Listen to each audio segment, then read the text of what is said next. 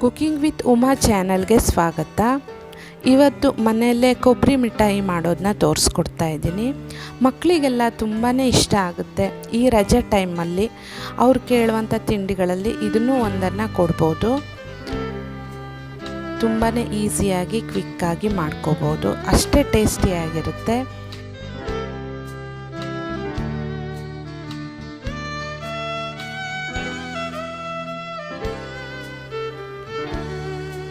ಇದನ್ನು ಮಾಡೋದಕ್ಕೆ ನಾನಿಲ್ಲಿ 1 ಕಪ್ ಆಗುವಷ್ಟು ಫ್ರೆಶ್ ಆಗಿರೋ ಕೊಬ್ಬರಿಯನ್ನು ತಗೊಂಡಿದ್ದೀನಿ.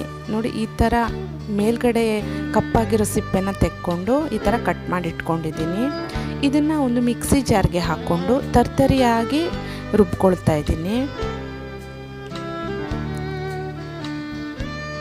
ತರ್ತರಿಯಾಗಿ ಈ ರೀತಿಯಾಗಿ ರುಬ್ಬಿ ಎತ್ತಿಟ್ಕೊಂಡಿದ್ದೀನಿ. ಈಗ ಒಂದು ದಪ್ಪ ತಳದ ಕಡಾಯಿಗೆ 3/4 ಕಪ್ ಆಗುವಷ್ಟು ಸಕ್ಕರೆಯನ್ನು ಹಾಕ್ಕೊಳ್ತಾ ಇದ್ದೀನಿ. 1 ಕಪ್ ಫ್ರೆಶ್ ಆಗಿರೋ ಕೋಕೋನಟ್ ತುರಿಗೆ 3/4 ಕಪ್ ಆಗುವಷ್ಟು ಸಕ್ಕರೆಯನ್ನು ಹಾಕ್ಕೊಳ್ತಾ ಇದ್ದೀನಿ. ಹಾಗೆ 1/4 ಕಪ್ ಆಗುವಷ್ಟು ನೀರನ್ನು ಆ್ಯಡ್ ಮಾಡ್ಕೊಳ್ತಾ ಇದ್ದೀನಿ. ಈ ಥರ ಸಕ್ಕರೆಯನ್ನು ಕರಗಿಸ್ಕೋಬೇಕು. ಈಗ ಸಕ್ಕರೆ ಚೆನ್ನಾಗಿ ಕರಗಿ ನೊರೆ ಬರ್ತಾ ಇದೆ. ಈ ಟೈಮಲ್ಲಿ ತರ್ತರಿಯಾಗಿ ರುಬ್ಕೊಂಡಿರೋ ಕೊಬ್ಬರಿಯನ್ನು ಹಾಕ್ಕೊಳ್ತಾ ಇದ್ದೀನಿ.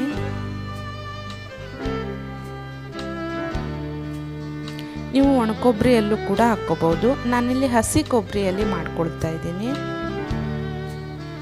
ಈ ಥರ ಚೆನ್ನಾಗಿ ಮಿಕ್ಸ್ ಮಾಡ್ಕೊಳ್ತಾ ಇರಬೇಕು. ಮೀಡಿಯಮ್ ಉರಿಯಲ್ಲಿಟ್ಟು ಚೆನ್ನಾಗಿ ಈ ಥರ ಮಿಕ್ಸ್ ಮಾಡ್ಕೊಳ್ತಾ ಇರಬೇಕು.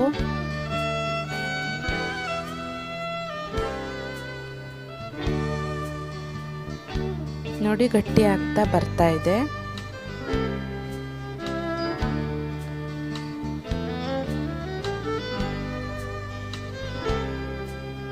ಶಾಪಿಂದ ತಂದು ಅನ್ಹೆಲ್ದಿ ತಿನ್ನೋದಕ್ಕಿಂತ ಈ ಥರ ಮನೆಯಲ್ಲೇ ಮಾಡಿಕೊಂಡ್ರೆ ಚೆನ್ನಾಗಿರುತ್ತೆ.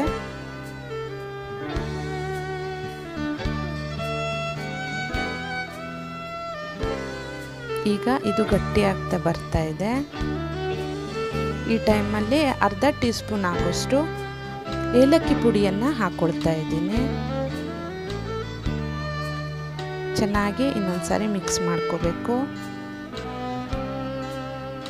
ಕೇವಲ 3ರಿಂದ 4 ಇಂಗ್ರೀಡಿಯೆಂಟಲ್ಲಿ ರುಚಿಯಾಗಿರೋ ಬರ್ಫಿನ ಮಾಡ್ಕೋಬೋದು. ನೋಡಿ, ಈಗ ತಿಕ್ಕಾಗ್ತಾ ಬರ್ತಾ ಇದೆ. ಈಗ ಲೋ ಫ್ಲೇಮಲ್ಲಿ ಇಟ್ಕೊಂಡು ಈ ಥರ ಮಿಕ್ಸ್ ಮಾಡ್ತಾ ಇರಬೇಕು.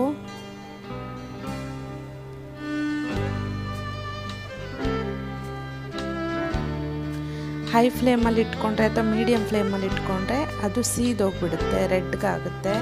ಹಾಗಾಗಿ ಲೋ ಫ್ಲೇಮಲ್ಲಿಟ್ಟು ತಿರುಗಿಸ್ತಾ ಇರಬೇಕು. ಈಗ ಆಗಿದೆಯಾ ಅಂತ ಚೆಕ್ ಮಾಡ್ಕೋಬೇಕು. ಇದು ಕೈಗೆ ಅಂಟಿಲ್ಲ ಅಂತ ಆದರೆ ಆಗಿದೆ ಅಂತ. ಈಗ ಇದು ರೆಡಿಯಾಗಿದೆ. ಕ್ವಿಕ್ಕಾಗಿ ಬೇಗನೆ ತುಪ್ಪ ಸವರಿರೋ ಪ್ಲೇಟ್ಗೆ ಹಾಕ್ಕೊಳ್ತಾ ಇದ್ದೀನಿ.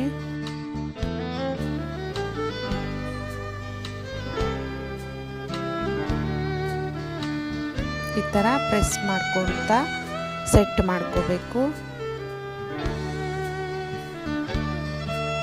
ತುಂಬಾ ಕ್ವಿಕ್ಕಾಗಿ ಮಾಡ್ಕೋಬೋದು, ಅಷ್ಟೇ ಚೆನ್ನಾಗಿರುತ್ತೆ.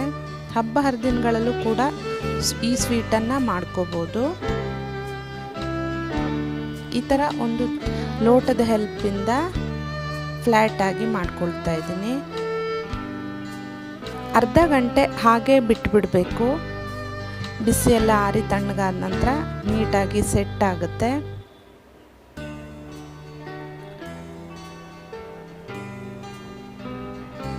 ನಾನಿಲ್ಲಿ ಮೊದಲೇ ಚಾಕುದಿಂದ ಮಾರ್ಕ್ ಮಾಡ್ಕೊಂಡಿದ್ದೆ, ಹಾಗಾಗಿ ಇನ್ನೂ ನೀಟಾಗಿ ಬರ್ತಾ ಇದೆ.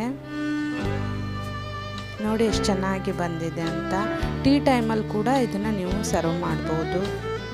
ಮಕ್ಕಳಿಗಂತೂ ತುಂಬಾ ಇಷ್ಟಪಟ್ಟು ತಿಂತಾರೆ ಇದನ್ನು. ನೋಡಿ ಎಷ್ಟು ಚೆನ್ನಾಗಿ ಬಂದಿದೆ ಅಂತ. ನೀವು ಖಂಡಿತ ಒಮ್ಮೆ ಟ್ರೈ ಮಾಡಿ. ರೆಸಿಪಿ ಹೇಗಿತ್ತು ಅಂತ ಕಾಮೆಂಟ್ ಮೂಲಕ ತಿಳಿಸಿ. ಹೊಸಬರಾಗಿದ್ದರೆ ಚಾನಲ್ಗೆ ದಯವಿಟ್ಟು ಈಗಲೇ ಚಾನಲ್ನ ಸಬ್ಸ್ಕ್ರೈಬ್ ಮಾಡ್ಕೊಳ್ಳಿ. Thanks for watching.